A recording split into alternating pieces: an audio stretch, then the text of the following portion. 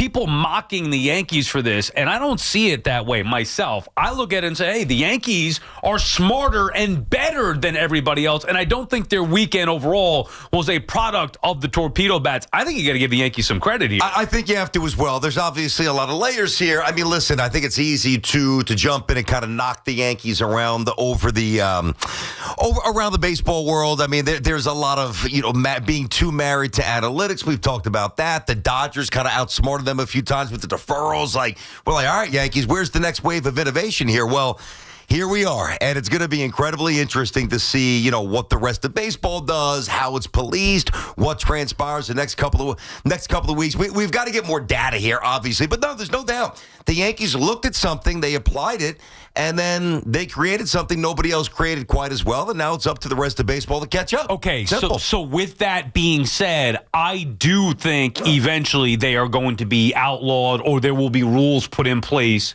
to prevent this, because we are only scratching the surface here. This is one weekend. It's put these things on the map where the torpedo bats have been being used as recently as last year with certain teams. The Cubs, I think, will reference. Bellinger had mentioned that. Yeah, okay, so fine. So it's not like this is a brand new thing, but the Yankees just did it bigger and better than everybody else, and now it's got the attention of everybody in the sports world, let alone the baseball world. And generally, when we see things like this happen, there becomes a rule that's put in place, and they're going to try to level out and get back to the norm. I don't know how they can. I know that there's going to be an outcry for that. I get it. I think probably about 15 years. I remember this was a big thing with Mickelson with the grooves on his lob wedges, which obviously creates a reverse spin and gets the ball to stick more. They changed that, they tweaked that a little bit. Certain balls you cannot use. I don't know how you could take a piece of wood and tell somebody, as long as it complies with it can't be longer than 43 inches, for those who don't know. And the diameter's got to be, I forget, with the 2.5, whatever it is. But as long as it's within that specification, where you choose to distribute the weight, I don't know how they're going to possibly police that out of the game. Well, for now, that's the rules. But we've seen these things before, whether it is the Spider Tack stuff, the sticky stuff. The games always come up with ways, people in the game come up with ways to kind of bend the rules a little bit or maximize the legal parameters. Always. Okay. Yeah. And then there's the adjustment. Whether it could be the tush push, which you're seeing now, where you had the Eagles. Was it them being smarter than everybody else? Maybe, right? They had the physical guys to do it. They come up with that idea. They come up with the tush push. And what's been happening for 2 years? People said, it's got to stop. And now we're getting to a spot where maybe there's a conversation about rules being put in place where you can't do that. So right now, it's not illegal, and I do give the Yankees credit for being smarter about it. I think eventually, the bigger this story becomes, and I really do believe we're only scratching the surface, there are going to be rules put in place. What they are exactly, who knows? But whether it's weight distribution within the barrel, certain diameter from the trademark, who the hell knows? But I do think that there's going to try to be a correction here if the Yankees continue to rake with it. The Spider Tack and the PEDs, right? Yeah. Two things that were obviously policed, with great vigor. The Spider Tack, correct me if I'm wrong, that was never a rule in the rule book until they modified stuff. Same with PEDs, which is why a lot of players say, well, it wasn't illegal. It may have been immoral, unethical, against the grain of baseball, valor, if you will. And even in the real world, if you get caught, on I-80 with, even back then, with, X amount of steroids for distribution, you're going to go to jail. So there was always, I think that when I look at the bat, I feel like this is different. I know they're going to try to police it. I know that there's going to be a lot of investigation into it. I know other teams will try to replicate it. I don't know how you can change. I mean, I guess, again, the way you say with the diameter, whatever, I don't think it's going to happen. Not anytime soon. Would you make it legal? I want to see some more. I don't listen. I love that my team. About the Yankees. I love that my team smacked 15 home runs this week. And by the way, Aaron Judge had 4 uses of normal bat. So Judge is still the man. Do I want to see 15 home runs every? I personally don't. I don't want to see that for baseball. I don't want to see it for the Yankees. I don't want to see it for the Mets. I don't want to see it where every night is 13-7, 15-8, 9-7. I don't think that that's good for baseball. But I don't know if we can necessarily deduce that we will get that based on a 3-game sequence where the Brewers are, I mean, their pitching is horrendous. This is not just because of the torpedo bats. The Yankees have good, powerful hit. It's a combination of the Brewers stink, their pitching, especially Nestor Cortez, who's throwing batting practice. The Yankees have tremendous power hitters, specifically Aaron Judge. They also play in a ballpark that aided them. Like, what was more impactful, the torpedo bats or the ballpark? I could give you all the wall scrapers that the Yankees hit over the course of the first series. So it's that as well. There's a lot of factors here. It wasn't just the bats, but I do think, because what's going to happen here is it's going to get out of control, and every team is going to start to do it, and they're going to make these bats specific to the player's swing. Yeah, but that's the interesting part. Okay, but then there's going to be an adjustment on the other end where the pitchers say, okay, well, we've been pitching this guy inside or whatever, then they're going to start pitching back. Like, there's going to be adjustments made. I do believe eventually there is going to be a rule put in place to kind of, I don't want to say outlaw this stuff, but limit what they could do, and I do believe that would be best. Just like the Spider Tack stuff. Hey, I liked it when pitchers had better control and there were strikeouts, but when it goes too far one way, you got to recalibrate a little bit. Well, and that's an important point. I don't know that everybody quite understands this, but it's a small thing, but it's a massive thing. So they basically looked at every swing. We'll take Volpe. The physicist from MIT looked at every single swing, said he's got more of a tendency to hit the ball here based on every time the bat hit the ball, foul balls, balls in play, whatever. So they just transfer the weight, and obviously it looks like a torpedo bat. It's a different, but it is nuts. It looks like a softball bat. It really is pretty gross looking. I don't know how that's visually appealing to hitters, but it is. But Jazz's bat is different than Volpe's bat, and Bellinger's bat, where the mass is redistributed, is different than Jazz's bat, and so on and Goldschmidt. So I think that that's the risk here.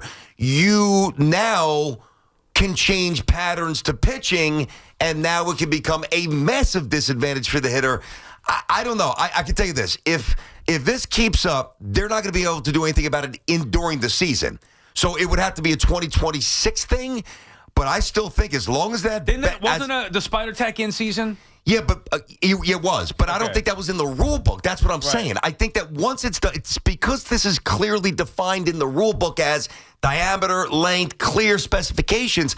I don't know how you possibly in the middle of the season say, no, you can't use this when it meets what you said you could use. Yeah, but why not? Maybe they just say we made a mistake. And think about how old those rules are. They are old. And where we've evolved as a technologically sound society. Like I always say, we're too smart for our own good. It's the same thing with the iPhones. It sounds like a great idea, right? You have everything in the palm of your hand. Yeah, but then when you get the knuckleheads on the street driving with it, then it's not such a good idea. When you're looking at your phone, texting or doing this or that while you're on the road going 60, 70 miles per hour. So there are negatives to certain technological advances. And I'm not saying this, apples to oranges here, obviously, with driving while texting and torpedo bats. But when those rules were put in place, I don't think anybody was thinking along these lines now that the Yankees are so forward-thinking and smarter than everybody else, and they have the technological advances that you can to come up with a bat specific to somebody's swing. It is based amazing on the when you think data about it. and the analytics of where they hit the ball. It's no different than golf. I mean,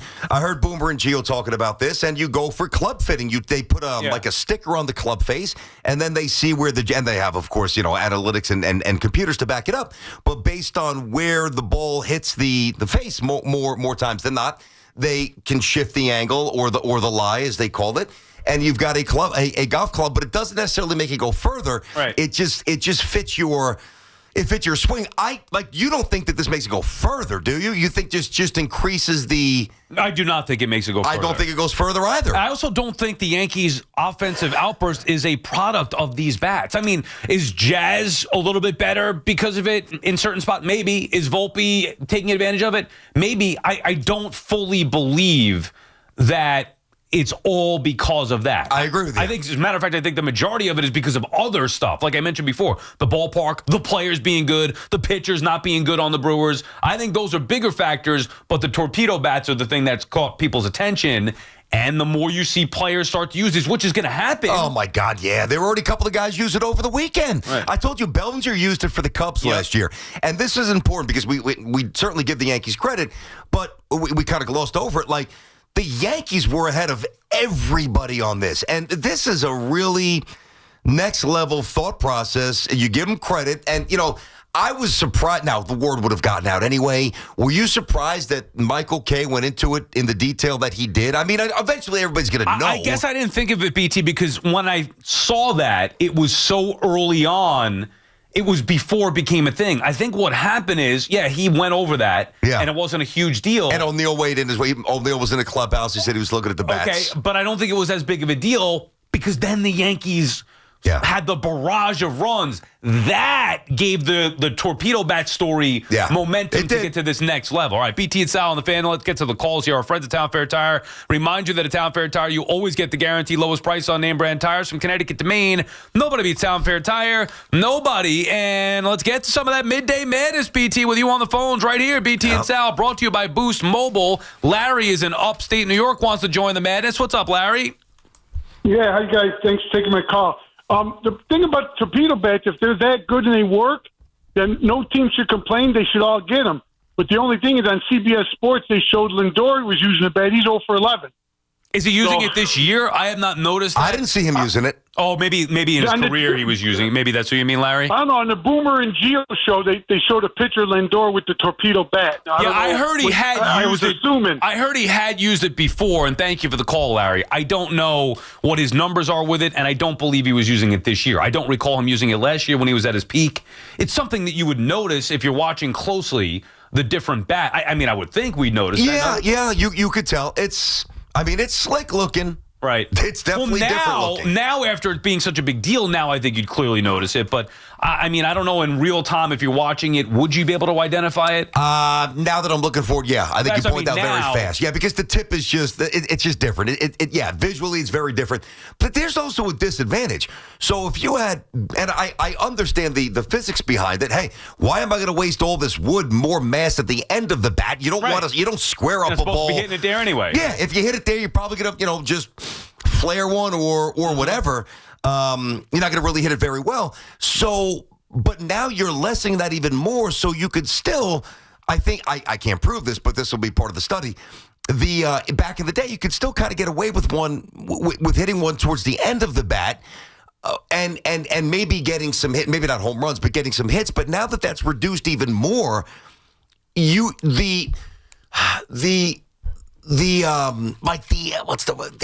even the desire, clearly desire, but I don't know, the necessity to hit the ball in one little teeny tiny spot is amplified to the moon. So while as a hitter, more margin for error if you hit it, as a hitter, if you hit it there, you're good. If you miss it there, you could be worse off than you were before you changed bats. Just thinking this out in real time, having this conversation, wouldn't the old school thought be, hey, you're hitting the bat, you're not barreling it up, you're hitting the ball here. Wouldn't they just suggest using a shorter bat? Because what you're then doing is bringing the barrel down a little bit. Again, I know this is different. Yeah. But wouldn't that be the old school? And now you're trying to. So what they're doing, instead of just shortening up the barrel. I know what you're saying. You're repositioning the barrel without actually changing the mass. But it's not just that. What they're doing is widening. The barrel in the area where not just a sweet spot for normal people. For sure. Well, here's the problem with that, and it's not a bad thought. But like if I'm used to, say, a 34-inch, 31-ounce, just take that, right? And my whole life, in the minors and the pros, I've hit 34 or 35 inches, right? Now, all of a sudden, I'm used to, they're creatures of habits. Well, now they've also adapted to a new torpedo bat, so maybe they could adjust to this as well. But if you take away an inch or two to change the barrel like you're talking about, now that outside pitch, instead of being able to flail it and foul it and extend it at bat or hit one, like it does change the ability to make contact too. Fair enough. But if you, like you said, that outside pitch, you would think that the way that these guys barrels is now, it's nuts, dude. It's not conducive to that. It's fascinating stuff, really. Another scandal in baseball. Not scandal, but you know what I mean. Joe is in Jersey City. What's up, Joe? Hey, Joe. What's going on, guys? Let me ask you a question. This weekend, this off season, everybody's complaining about the Yankees not spending money, right? Maybe they spent the money on the scientists from IMT to create the bat. Yeah, but then they let him go. He's with the Marlins now. Oh, he left. Yeah. Did you know that, Sal? He's with the Marlins. I did. The hell you letting this guy lead the building for? Well, and obviously that's happened before with certain players that we don't need to mention right now. Yeah, I don't think it's about a money thing. I think the Yankees were just smarter and it is forward thinking. I mean, I've never thought about, hey, if you're hitting the ball here. Now, we're also not looking at the analytics of every single player. So what happens is you hire an analytics department, and you have every metric possible. This is where the guy's hitting the ball. This is where it is on the bat, the exact spot. This is what's going on. And somebody had the idea, a dude that went to the Marlins, whatever you want to call him, Larry, whatever, and saying, well, okay, well, if he keeps hitting it here consistently, why not move the fatter part of the bat down if you can make that work? Or with Jazz, move it up, or whatever it may be. I mean, I think it's brilliant when you think about it.